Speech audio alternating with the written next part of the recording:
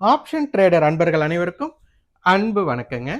இன்னைக்கு டிசம்பர் 15ஆம் தேதி சந்தையில் நான் என்ன பார்த்தேன் அப்படிங்கிறத பதிவு பண்ணுறேன். நீங்கள் என்ன எல்லாம் பார்த்தீங்க அப்படிங்கிறத பதிவு பண்ணுங்க.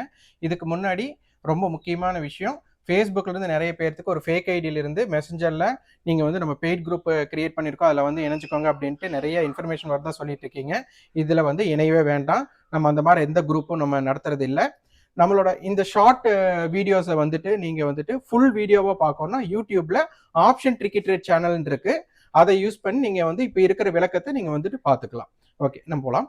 இப்போ பார்த்தீங்க அப்படின்னா நேற்றைய தினம் கடந்த வர்த்தகத்தில் பார்த்தீங்கன்னா 26,000 கால் புட்டு தான் நமக்கு ஸ்ட்ராடலா ஆக்டிவ் காண்டல், அதாவது என்எஸ்சி வெப்சைட்ல உங்களுக்கு டெரிவேட்டிவ்ஸ்ல நிஃப்டியோட டெரிவேட்டிவ்ஸ்ல போனீங்கன்னா அதிகமான வேல்யூமுக்கு வர்த்தகமானது 26,000 கால் புட் அவங்களோட கண்ட்ரோல்ல மார்க்கெட் இருந்தது அப்படின்னு தெரிஞ்சது. க்ளோசிங் வந்து பாத்தீங்கன்னா 26,050 கால் புட். இந்த கால் ஆப்ஷன் புட் ஆப்ஷனோட விலை ரெண்டையும் நீங்க ஆட் பண்ணீங்க அப்படின்னா ஒரு 156 ரூபாய் வரும். இன்னைக்கு பாத்தீங்கன்னா மார்க்கெட் கீழே போனாங்க மேலேயும் போனாங்க. அந்த பேஸ்ல பாத்தீங்க மேல போகல, பாத்தீங்கன்னா உங்களுக்கு 120 ரூபாய் பிரீமியம்குள்ள வந்திருக்காங்க. இதுக்கு பேர் வந்து டிகேன்னு சொல்லுவாங்க. இப்ப 26,000 புட் ஆப்ஷன் பாத்தீங்க அப்படின்னா நேற்றைய அதாவது கடந்த வர்த்தகத்தோட ஹை பாத்தீங்கன்னா 117.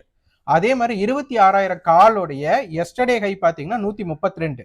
இன்னைக்கு 26,000 புட் ஆப்ஷன் வந்து அந்த 132 கடக்கல, கரெக்டா 129 ஹை வச்சிருந்தாங்க.